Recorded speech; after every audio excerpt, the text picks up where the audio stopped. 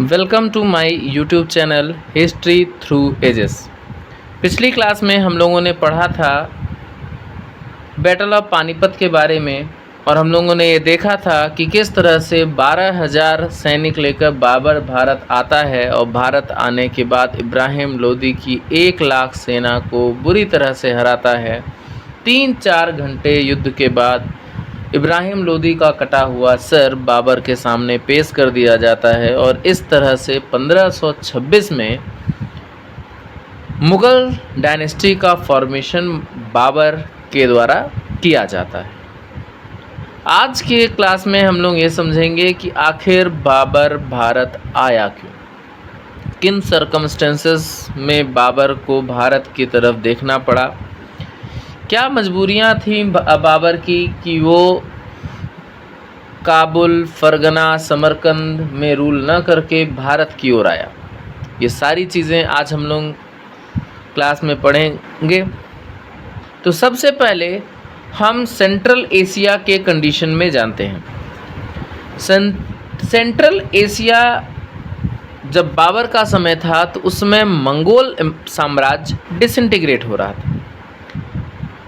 Mongol साम्राज्य was disintegrating during the 14th century. 14th century के आसपास मंगोल एम्पायर डिसइंटीग्रेट कर रहा था और उस समय राइज होता है तैमूर का।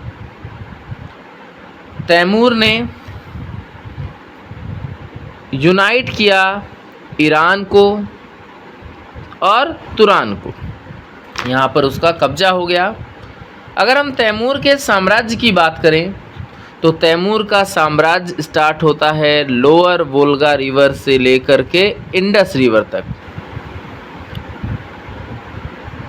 जब हम लोग खिज्र खान सैयद डायनेस्टी पढ़ रहे थे तो सैयद डायनेस्टी को पढ़ते समय हम लोगों ने देखा कि तैमूर भारत तक आया, दिल्ली पर उसने कब्जा किया और खिज्र खान को मुल्तान का गवर्नर बनाते हुए वो वापस चला गया।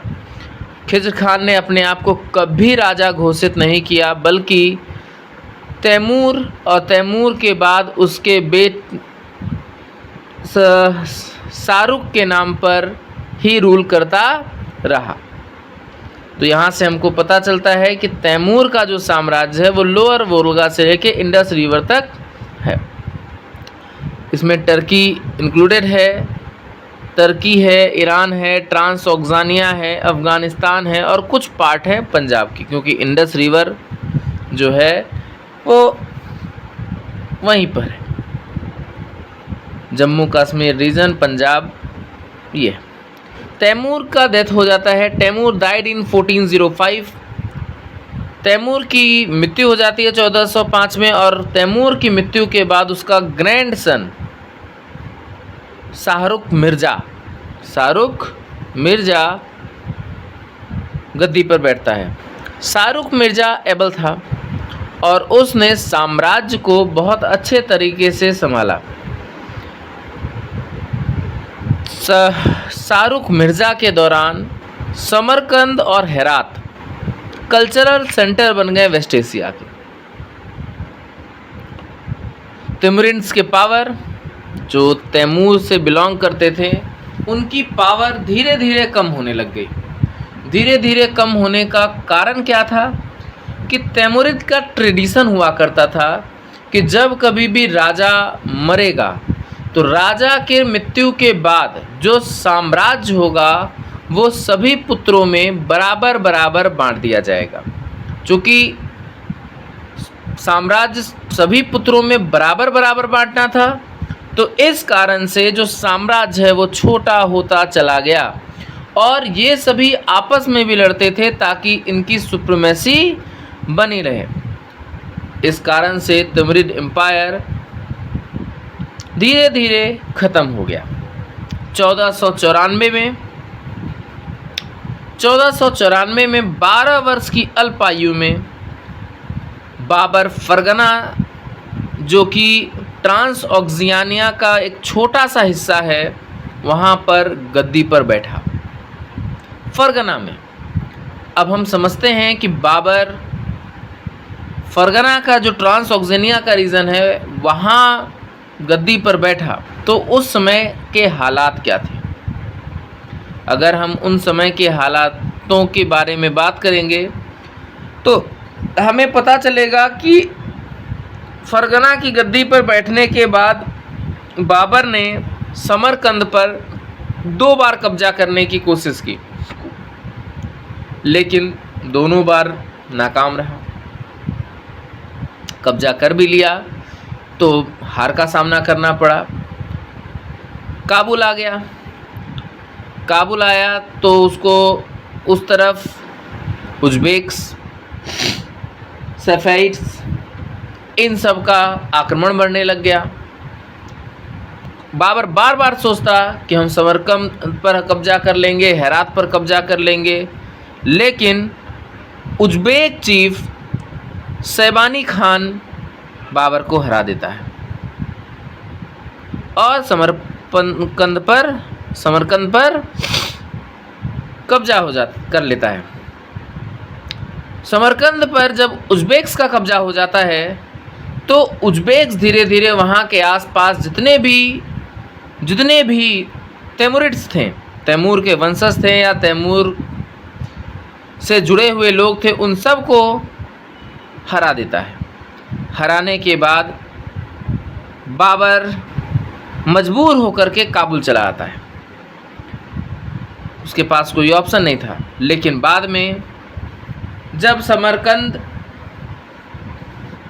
पर विजय के बाद शैबानी खान युद्ध में हार जाता है ऑटोमन राजा से, तो शैबानी खान वहाँ पे डिसिसिव बैटल में मारा जाता है और ऑटोमन के राजा समरकंद पर कब्जा कर लेते हैं। तो एक बात बाबर को समझ में आ गई कि उस तरफ जाना हमारे लिए सही नहीं है, तो बाबर ने सोचा भारत आने का। पहला रीज़न तो ये है कि सेंट्रल एशिया उस समय पूरी तरह से युद्ध में था और बाबर उस पोजीशन पे नहीं था कि स्ट्रांग रूलर से जाकर के लड़ सके। पहले ही कंडीशन ये थी जिसके कारण बाबर भारत आया। दूसरी समस्या समझते हैं। बाबर काबुल का राजा है। काबुल की ज़मीन उतनी फर्टाइल नहीं है और फर्टाइल न होने के कारण टैक्स उतने मिल नहीं पाते, इनकम है नहीं, और जब इनकम है नहीं तो मिलिट्री मेंटेन कर पाना मुश्किल था।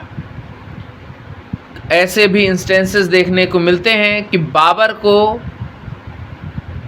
एक्स्ट्रा पैसे देने पड़े मिलिट्री को मेंटेन करने के लिए, या मिलिट्री को देने के लिए उसके पास पैसे ही नहीं होते थे। तो इन सब सर्कमस्टेंसेस के कारण भी बाबर भारत आना चाहता था, क्योंकि बाबर को ये पता था कि भारत में पैसा बहुत है, रिच गोल्ड, यहाँ पर गोल्ड बहुत है, यहाँ पे टैक्सेस बहुत हैं, यहाँ पर फर्टिलिटी बहुत है, और इस कारण से भी बाबर भारत आना चाहता था। बाबर को भारत आने का मौका दिया दौलत खान लोदी ने।